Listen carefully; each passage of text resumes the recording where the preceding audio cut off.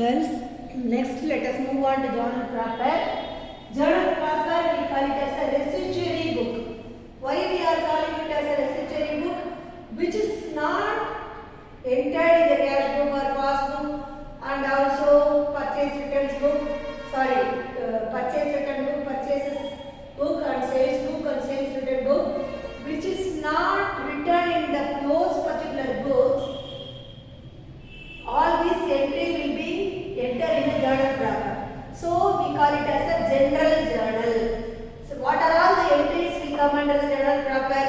Whether we are going to, already we have seen the opening entry, isn't it? So opening entry, closing entry, adjusting entry, transfer entry, rectifying entry, miscellaneous entry. Already first journal entry we have come across the combined journal entry, isn't it? Opening entry. What are all the things will the proprietor will bring to the premises, to the business. See, you can recall the accounting cycle. The accounting cycle, what I told you, that previous year closing balance will be the opening balance for the current year. Like the same way, this person Ramnath carry forward all the following items to the business. So, the previous year balance, cash balance will be 30,000 rupees, stock balance will be 15,000 rupees, sundry creditors will be 10,000 rupees and furniture 3,000 rupees. So, all the assets should be debited and all the liabilities should be credited according to the law rules, isn't it? So, debit what comes in and sundry creditors is a capital liability. So, as far as the creditors is concerned, that we should credit. So, as per that, all the balances of assets and liability will be brought forward. So, closing balance, previous year closing balance will be the opening balance for the current year. So, that journal entry we are going to write in a journal proper. Then let us move on to closing entry. See, closing entry for all the nominal account, sales account, purchases account, sales return account, like this, all the nominal entry will be closed by closing entry. How we will close? All the nominal entry will be transferred to profit and loss account. This we will be very clear. You can get a very clear idea after go through in the depreciation chapter. So, one or two chapters there. So, from that you can have a clear cut idea. Now you can know that just preliminary things. As nominal account, we have to transfer to the profit and loss account. That is called closing entry. So, what are all the nominal entry? Salary is a nominal account, isn't it? It is expenses. So, all the expenses we should transfer to the profit and loss account. For that, what is the entry? Closing entry, we should write all the business premises. What write the closing entry? So, profit and loss account, we should debit the profit and loss account. Profit and loss account debtor to salaries account. So, all the what we are doing, salaries transferred to profit and loss account. Have you clear, girls? Salary will be transferred to profit and loss account by writing the closing entry. Now, adjusting entry. Why we are writing the adjusting entry? After the transactions was over, after the trade balance was over, before doing the final accounts, we will prepare the adjustment entry. Why we are preparing the adjustment entry? By oversight, we left out any one entry. See, we forget to write the depreciation for the machinery. In that case, this is a small provision, we can pass the adjusting entry. So, depreciation we forgot write for the machinery means we can pass through the adjusting entry. After that, we can post in the trade balance. After that, we can reduce this amount of the trade balance from the assets. Then we can proceed the final accounts. Then we can get the correct profit. So, this is called adjusting entry. A depreciation account debtor to machinery account. Why we are debiting the depreciation? It is the expenses. So that we are debiting. Why we are crediting the machinery? It is the value is reducing. So that we are crediting. We are write off the depreciation. So by writing off the depreciation, we have to go through this we have to pass this journal entry. So this is called adjustment entry. Now let us move on to the transfer entry.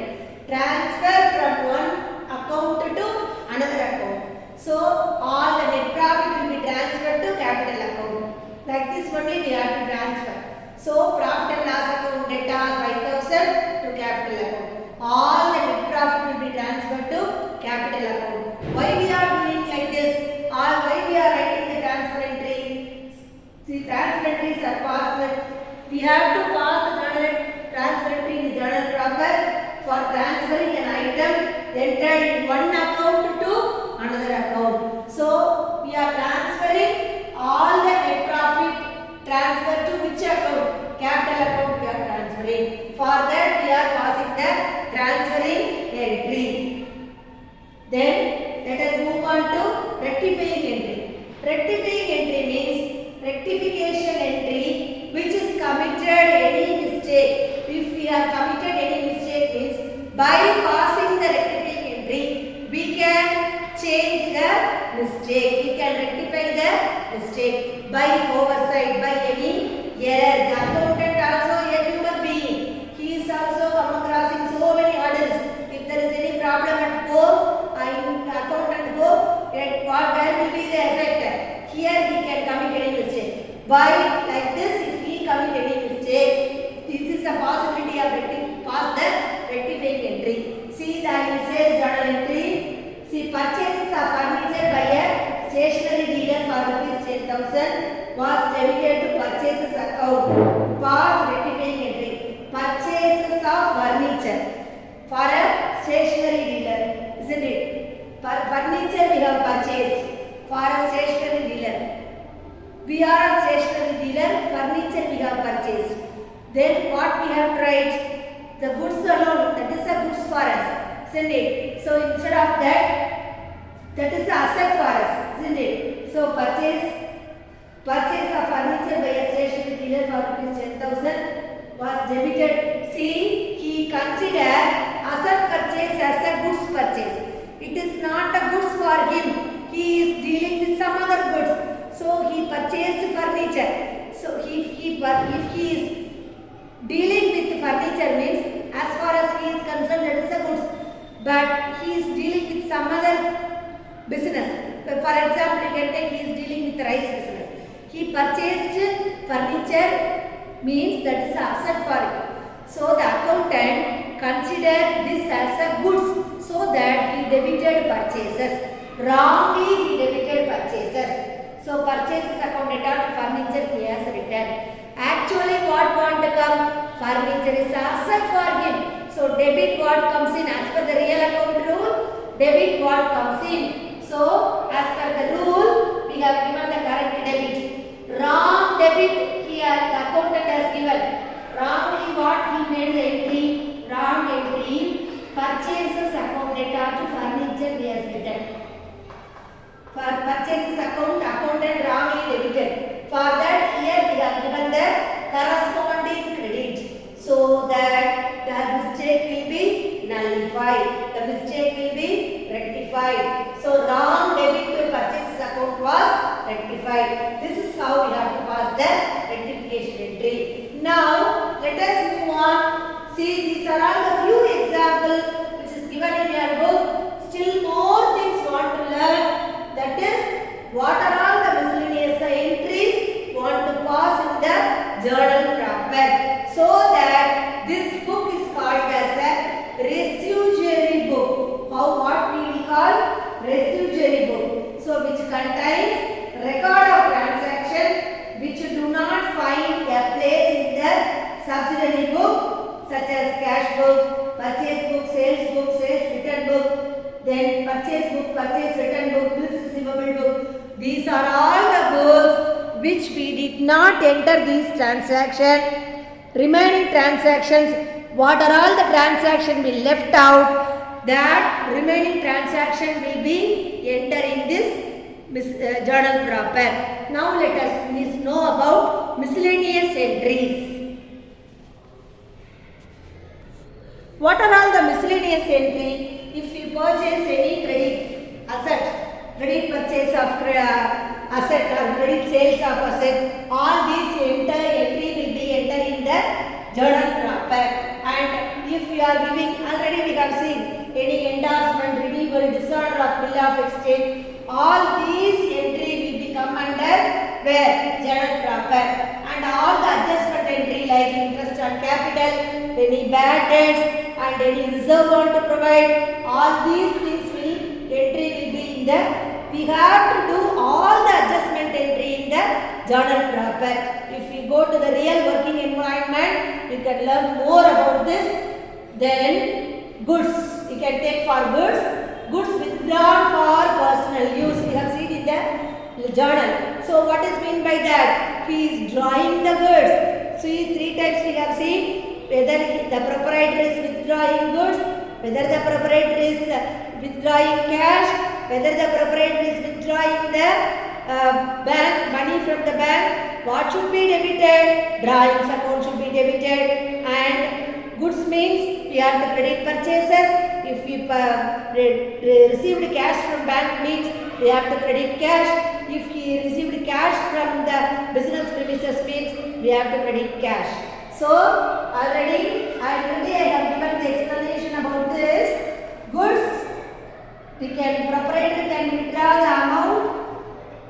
Drawings, we can take for example cash, bank and also purchases or goods we can take for example. So what should be debited? Instead of debiting the proprietor name, drawings account should be debited and which should be credited to bank. Any bank we withdraw the cash from bank means we have to credit bank. If we withdraw the cash from the business premises means we have to withdraw, we have to credit cash. If we withdraw the goods means the purchases, the value of goods will reduce, so that we are crediting. So and this entry will become under journal proper. Then distributing sales promotion. He is giving the goods for sales promotion.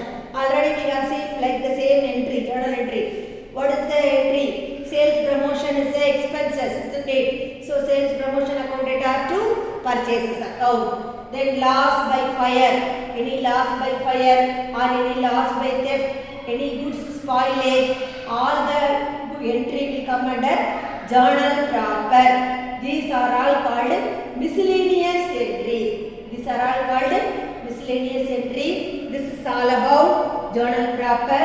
Let us move on to exercise sums I will be giving. You can do the sum.